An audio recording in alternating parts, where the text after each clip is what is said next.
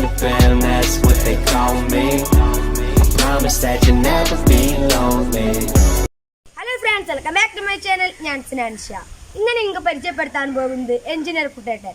നിങ്ങൾ വിചാരിക്കുന്നുണ്ടാവും എഞ്ചിനീയർ കുട്ടേട്ടൻ ഈ കുട്ടേട്ടന് എപ്പോഴാണ് എഞ്ചിനീയർ ക്വാളിഫിക്കേഷൻ ലഭിച്ചതെന്ന്. കുട്ടേട്ടന് 10ാം ക്ലാസ് ക്വാളിഫിക്കേഷനേ ഉള്ളൂ. പക്ഷേ കുട്ടേട്ടൻ വലിയൊരു എഞ്ചിനീയറാണ്. കുട്ടേട്ടൻ ഏകദേശം 100ഓളം വീടുകൾ നിർമ്മിച്ചിട്ടുണ്ട്.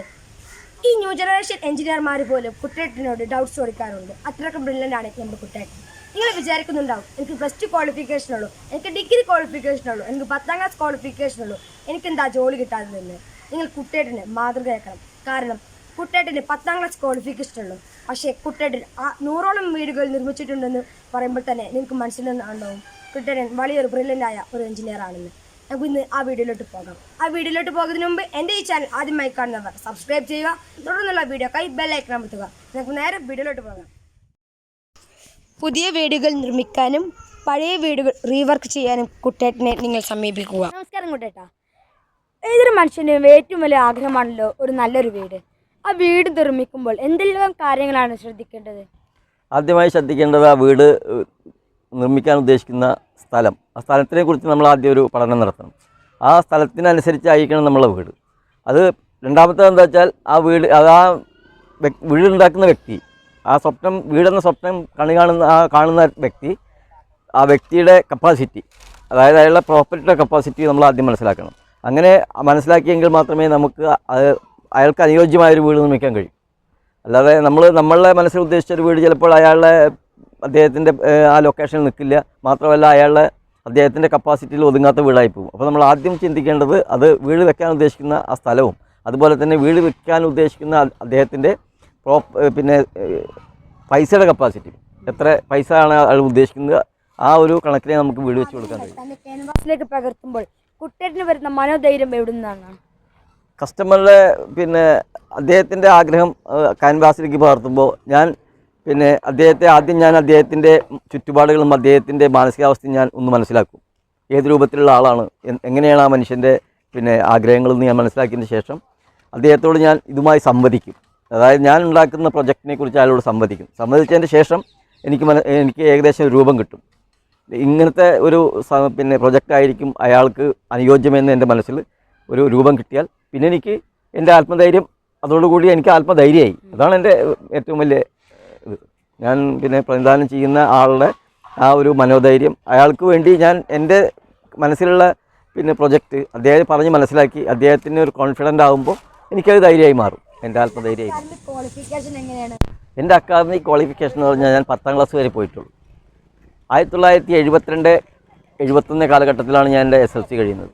അത് കഴിഞ്ഞ് ഒരു സാധാരണക്കാരൻ എന്നുള്ള നിലയ്ക്ക് പിന്നെ എൻ്റെ പഠനം തുടർന്നു പോകാൻ എന്നെക്കൊണ്ട് കഴിഞ്ഞില്ല. പിന്നെ ഞാൻ പലതരത്തിലുള്ള കൂലി വേലകൾ നാളെ ചെയ്താണ് ഞാൻ ജീവിച്ചു പോകുന്നത്. ഒരു ചെറിയ ഇടവേളയ്ക്ക് ശേഷം ഞാൻ ഗൾഫിൽ പോയിട്ട് അവിടെ ഞാൻ വർക്ക് ചെയ്ത് ഫോട്ടോഗ്രാഫറായിട്ടാണ്.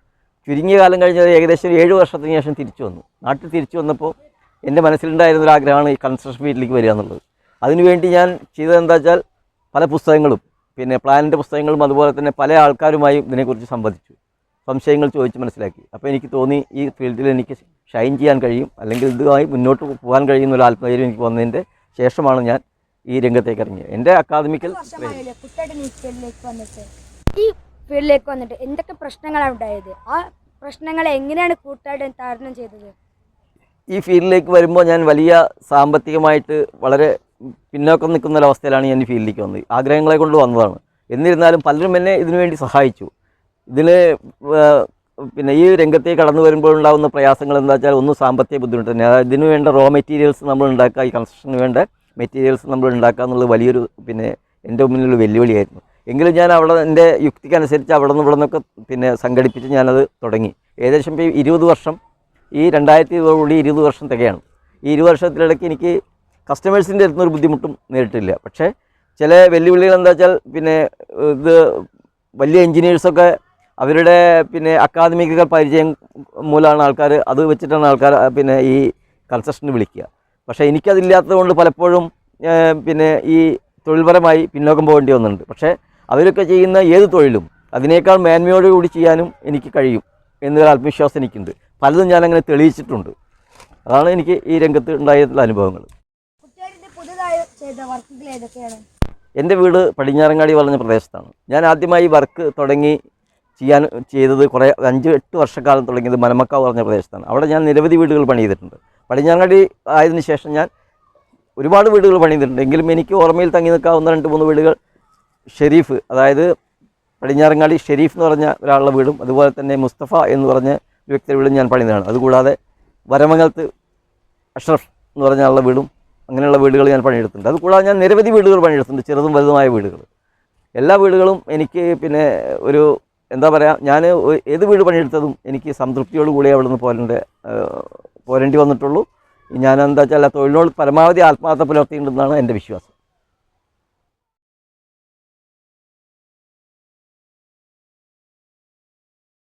ജനറേഷൻ കാലമാണല്ലോ, അപ്പോൾ ന്യൂ ജനറേഷൻ എഞ്ചിനീയേഴ്സ്മാരുണ്ടാവും. ഈ കാലഘട്ടത്തിൽ കുട്ടേട്ടൻ അവരുമായി എങ്ങനെയാണ് പിടിച്ചു നിൽക്കുന്നത്? ന്യൂ ജനറേഷൻ എഞ്ചിനീയറുമായി ഞാൻ പിടിച്ചത് എങ്ങനെയാണെന്ന് വെച്ചാൽ, ഞാൻ അവരുമായി പല കാര്യങ്ങളും ഞാൻ ഡിസ്കസ് ചെയ്യാറുണ്ട്. പക്ഷേ ഈ ഒരു എക്സ്പീരിയൻസ്, ഒരു വർക്ക് എക്സ്പീരിയൻസ് എന്ന് പറഞ്ഞാൽ ഒരു ഏത് രംഗത്താണെങ്കിലും സാങ്കേതിക രംഗത്താണെങ്കിലും അതുപോലെ തന്നെ മറ്റേത് രംഗത്താണെങ്കിലും എക്സ്പീരിയൻസ് എന്ന് പറയുന്നത് വലിയൊരു ഘടകമാണ്. അപ്പോൾ ന്യൂ ജനറേഷന് ഇല്ലാതെ പോകുന്നത് എക്സ്പീരിയൻസാണ്. അപ്പോൾ നമ്മളുടെ എക്സ്പീരിയൻസും അവരുടെ പുതിയ ടെക്നോളജിയും കൂടി നമ്മൾ സമന്വയിപ്പിച്ചാൽ അവരേക്കാൾ നന്നായി, അതായത് ന്യൂ എഞ്ചിനീയേഴ്സിനേക്കാൾ നന്നായി ഈ ഫീൽഡിൽ ഷൈൻ ചെയ്യാൻ കഴിയുമെന്ന് എനിക്ക് ആത്മവിശ്വാസമുണ്ട്. ഞാൻ അങ്ങനെ പല വർക്കുകളും അങ്ങനെ ചെയ്തതുണ്ട്. സയാസ്റ്റിക്കിലെ പ്രേക്ഷകർക്ക് കുട്ടേട്ടന് എന്താണ് പറഞ്ഞു കൊടുക്കാനുള്ളത്? പ്രേക്ഷകർക്ക് പറഞ്ഞു കൊടുക്കാനുള്ളത് എന്താ വെച്ചാൽ, നമ്മൾ ഏത് തൊഴിലാണോ ചെയ്യുന്നത്, അത് ഏത് തൊഴിലായിക്കോട്ടെ, ഏത് തൊഴിലും തൊഴിലാണ്. തൊഴിലിന് പിന്നെ വകഭേദങ്ങളോ അല്ലെങ്കിൽ ഏറ്റക്കുറച്ചിലില്ല. നമ്മൾ ചെയ്യുന്ന ഏത് തൊഴിലും നല്ല തൊഴിലാണ്. ആ തൊഴിലിനോട് ആത്മാർത്ഥത പുലർത്തുക, പരമാവധി 100% ആത്മാർത്ഥത പുലർത്തുക. അതിൽ നമ്മൾ പിന്നെ ആ തൊഴിലുമായി നമ്മൾ ഒരു കളങ്കം ഇല്ലാതിരുത്തുക. മാത്രമല്ല മറ്റൊരുത്തൻ്റെ മനസ്സിനനുസരിച്ച് നമ്മൾ അവന് തൊഴിൽ ചെയ്ത് കൊടുക്കുമ്പോൾ അവനെയും കൂടി സംതൃപ്താക്കുന്ന രൂപത്തിലാവണം നമ്മളുടെ പെരുമാറ്റം. അതാണ് ഏറ്റവും തൊഴിൽ രംഗത്ത് അനിവാര്യമായൊരു കാര്യം.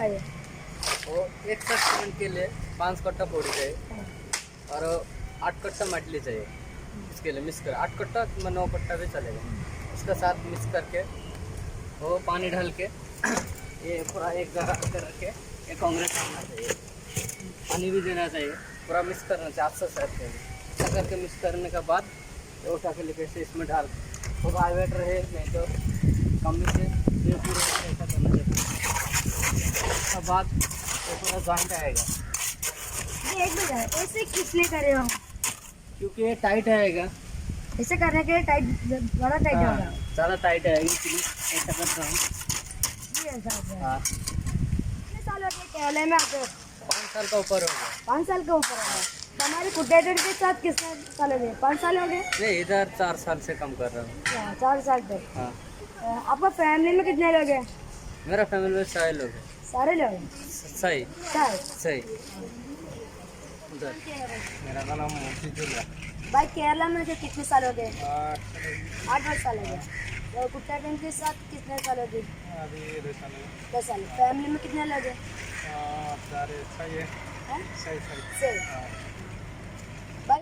ഇനി ഞാൻ നിങ്ങൾക്ക് കാണിച്ചു തരാൻ പോകുന്നത് കുട്ടേട്ടൻ പണി ചെയ്ത വീടുകളാണ്.